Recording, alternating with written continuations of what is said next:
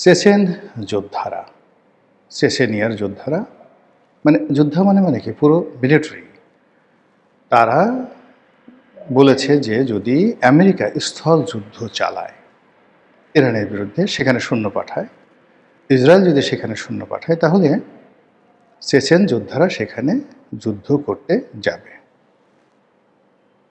আপনারা জানেন যে চেচেনিয়া মূলত মধ্য এশিয়ার একটি অত্যন্ত শক্তিশালী মুসলিম রাষ্ট্র।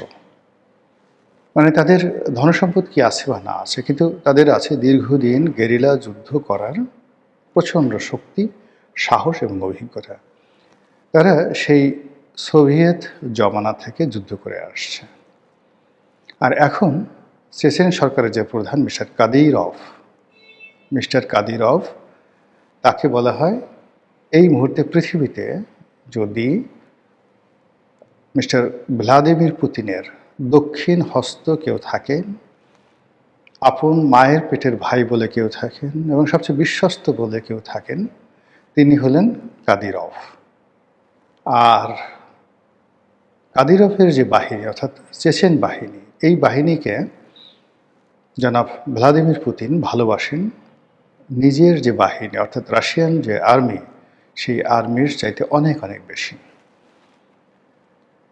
রাশিয়ান আর্মিতে অনেক লোক তার সাথে বিট্রে করেছে, অনেকে সিআইএর এজেন্ট, অনেকে মোসাদের এজেন্ট।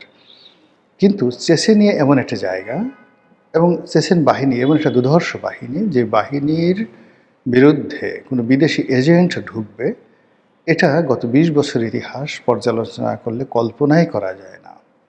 এমনকি ইসরায়েলি মোসাদের মধ্যে ইরানের এজেন্ট থাকতে পারে। কিন্তু চেচেনিয়ার বাহিনীর মধ্যে রাশিয়া বিরোধী বা চেচেনিয়া বিরোধী বা কাদিরভ বিরোধী কোনো শক্তি থাকবে, এটা কল্পনা করা যায় না। এই যে ইউক্রেন এবং রাশিয়া যে যুদ্ধ চলছে, সেই যুদ্ধে মধ্য এশিয়ার যে শক্তিটি আনকন্ডিশনালি রাশিয়ার সঙ্গে আছে, সেটি হলো চেচেন যোদ্ধা এবং তাদের প্রধান কাদিরভ। আর একজন ব্যক্তি আছেন, তিনি হলেন উত্তর কোরিয়ার নেতা কিম। এবং আপনারা জানেন যে এই যে যুদ্ধ চলছে, সেই যুদ্ধে রাশিয়াকে সৈন্য দিয়ে উত্তর কোরিয়া এবং চেচেনরা যেভাবে সহযোগিতা করছে, এবং যুদ্ধের ময়দানে রাশিয়ান বাহিনীর যে সফলতা, সেই সফলতার একটা বিরাট অংশীদার হলো উত্তর কোরীয় বাহিনী এবং চেচেন যোদ্ধারা। তো কাজেই সেই চেচেন যোদ্ধারা যখন ইরানে গিয়ে ইরানের পক্ষে যুদ্ধ করতে চাচ্ছে, ইট মিনস তাদের সঙ্গে রাশিয়া আছে, তাদের সঙ্গে চীন আছে, তাদের সঙ্গে রাশিয়া এবং চীনের সর্বাধুনিক প্রযুক্তি আছে, সর্বাধুনিক অস্ত্র আছে, রসদ আছে, গোলাবারুদ আছে, ট্যাঙ্ক আছে, এমনকি আর্টিলারি স্থল বাহিনীর সঙ্গে সঙ্গে শক্তিশালী বিমান বাহিনীও আছে, এবং সেটা মুভ করবে সেখানে। এবং এই খবর যখন আন্তর্জাতিক গণমাধ্যমে প্রকাশিত হয়েছে, তখন কিন্তু আমেরিকা নড়ে চড়ে বসেছে।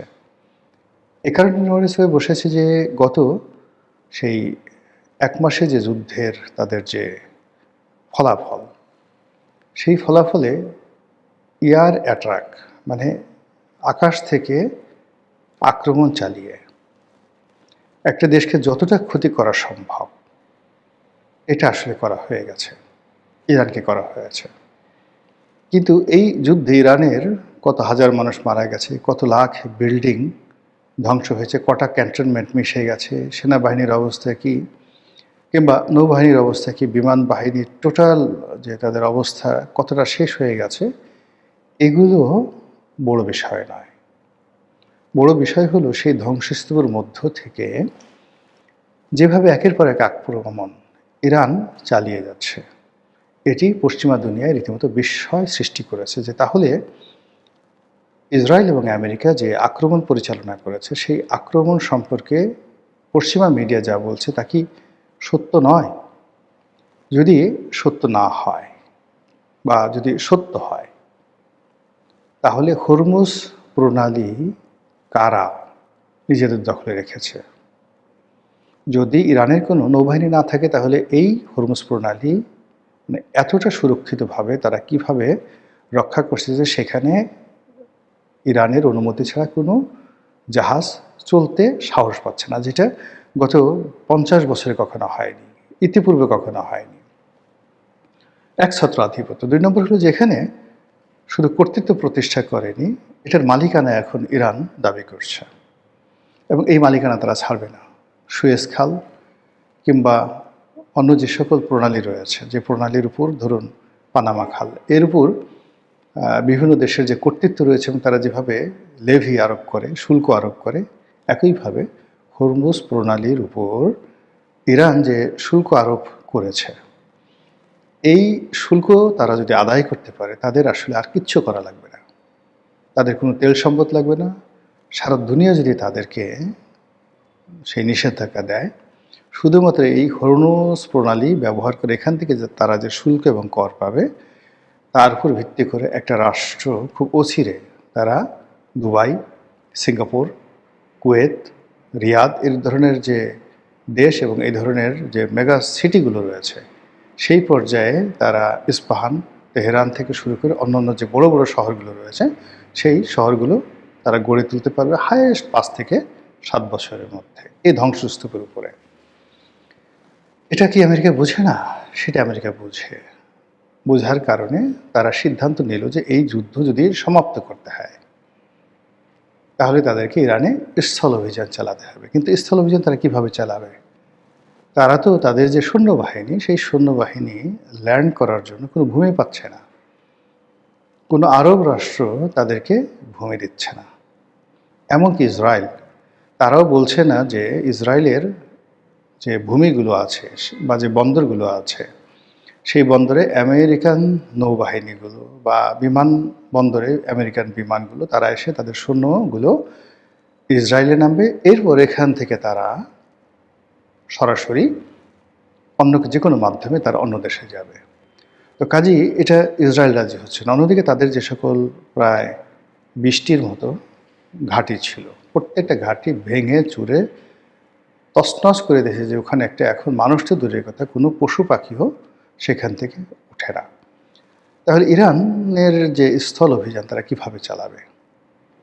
এজন্য আমেরিকা কী করলো, তাদের আর একটা রণতরী পাঠিয়েছে, সেটা হলো বুশ, পারমাণবিক সেই শক্তিচালিত। কিন্তু এই যে পারমাণবিক শক্তিচালিত আর একটা যুদ্ধজাহাজ তারা পাঠিয়েছে, এটা এর আগে যে দুটো যুদ্ধজাহাজ জেরাল্ড ফোর্ড এবং আব্রাহাম লিঙ্কন, আকার আকৃতিতে এবং প্রসিদ্ধিতে সেই দুটো যুদ্ধজাহাজ অনেক বড় ছিল। কিন্তু ইরানি আক্রমণে এই দুটো জাহাজ এতটা ক্ষতিগ্রস্ত হয়েছে যে তারা প্রাণ ভয়ে সবাই ভূমধ্য সাগর এলাকা ত্যাগ করেছে।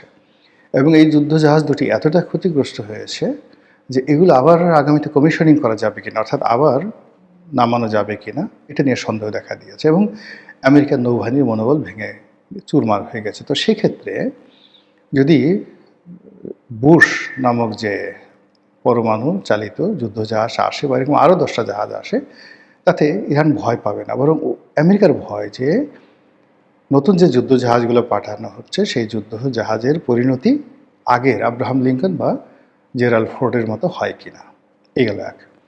দ্বিতীয়ত হলো যে ইরানের একটা দ্বীপ আছে, খারক দ্বীপ, যেখানে তেল থেকে শুরু করে সব কিছুর যে পাইপলাইন, ইরানের যে পাইপলাইন, এটা একটা সেন্ট্রাল সুইচ রয়েছে সেখানে, অত্যন্ত কৌশলগতভাবে গুরুত্বপূর্ণ একটি দ্বীপ। আমেরিকা চাচ্ছে যে এই দ্বীপটি যদি তারা দখল করতে পারে এবং এই দ্বীপ থেকে যদি তারা আক্রমণ চালাতে পারে, স্থল অভিযান চালাতে পারে, তাহলে তাদের জন্য ভালো হয় এবং এই জন্য প্রয়োজনে তারা পরমাণু বোমা ফেলতে রাজি এবং সে প্ল্যান তারা নিয়েছে। এবং এটা যখন প্রচারিত হয়ে গেছে, জাতিসংঘের মাধ্যমে এই অনুমোদন তারা নিয়ে নেবে যে তারা খাড়ক দ্বীপে ধরুন 5000 সৈন্য তারা প্যারাট্রুপার দিয়ে নামাবে, আর সেটার উপরে যখন ইরান আক্রমণ চালাবে এবং এরকম 5-6 হাজার সৈন্য যখন মারা যাবে, তখন আমেরিকাতে একটা আবেগ তৈরি হবে, জাতিসংঘে একটা আবেগ তৈরি হবে এবং সেটা দিয়ে তারা তেহরানে বা সেই ইরানে পারমাণবিক হামলা চালাবে। এবং এই কথা আরও 1-1.5 মাস আগে কিন্তু আমেরিকার ইরানের যারা জেনারেল তারা বলে আসছে। কিন্তু এটা নিয়ে ইরানের কোনো মাথা ব্যথা নেই। কোনো মাথা ব্যথা নেই। তারা বরং চ্যালেঞ্জ জানিয়েছে যে তোমরা পরমাণু বোমা হামলা করো, তোমরা পারলে খাড়ক দ্বীপ অধিকার করো, পারলে স্থলাভিযান চালাও, আমরা বসে আছি, উই আর ইনভাইটিং ইউ। আর এ সকল কথা যখন আমেরিকার বিরুদ্ধে বলছে ইরান, তখন আমেরিকা তার নিজ ভূমিতে অনেক ঠাট্টা করছে, মস্কারা করছে, নানা রকম কথাবার্তা বলছে, কিন্তু কোনো বন্ধু পাচ্ছে না, বান্ধব পাচ্ছে না, সাহায্য পাচ্ছে না, সহযোগিতা পাচ্ছে না।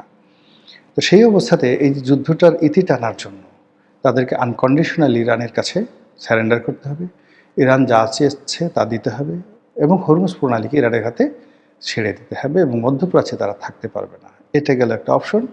আর একটা হলো যুদ্ধটাকে একদম প্রান্ত সীমায় স্থলাভিযানের মাধ্যমে জয় পরাজয় তাদেরকে নির্ধারণ করা। তো এই কাজটি করার জন্য তারা দ্বিতীয়টা বেছে নিয়েছে যে তারা স্থলাভিযান করবে। কিন্তু এটার প্রেক্ষিতে যখন সেই চেচেন যোদ্ধাদের হুমকি আসলো, এবং একই সঙ্গে আমরা বিভিন্ন ফটো কাটে দেখেছি যে উত্তর কোরিয়াও প্রতিক্রিয়া দেখিয়েছে যে এরকম যদি হয় তাহলে তারা সরাসরি আমেরিকাতে ক্ষেপণাস্ত্র হামলা চালাবে, দূরপাল্লার ক্ষেপণাস্ত্র চালাবে। ফলে কী হলো, মিস্টার ডোনাল্ড ট্রাম্প বুঝতেই পারেন তার ঘুম হারাম হয়ে গেছে, এবং এখন আপাতত যা শোনা যাচ্ছে আমেরিকা স্থলাভিযান করবে না। তারা আগামী 2 সপ্তাহের মধ্যে এই যুদ্ধ গুটিয়ে আনার জন্য সকল প্রস্তুতি সম্পন্ন করেছে, এবং তারা প্রকাশ্যে বলেছে যে আমরা ন্যাটো একটা কাগজে বাঘ, ন্যাটোর সঙ্গে থাকবো না। ইউরোপ বেইমান, আমাদের কথা শুনেনি। তারা কিভাবে মধ্যপ্রাচ্য থেকে তেল আনবে এটা আমাদের ব্যাপার না, তারা হরমুজ প্রণালী থেকে কিভাবে তেল পাবে এটা তাদের ব্যাপার। আমরা এগুলোর মধ্যে আর বাড়াবাড়ি নেই, এবং যারা আমেরিকার বন্ধু তাদেরকে বলছে আমাদের দেশে পর্যাপ্ত তেল আছে, আমাদের মধ্যপ্রাচ্যের তেল দরকার নেই, তোমাদের যাদের তেল দরকার তোমরা আমাদের কাছ থেকে তেল গ্যাস কিনো। বুঝতে পারছেন যে যুদ্ধ কোথায় চলে গেছে। মহান আল্লাহ আমাদের সবাইকে হেদায়েত দান করুন এবং হেফাজত করুন। আসসালামু আলাইকুম ওয়া রাহমাতুল্লাহি ওয়া বারাকাতুহু।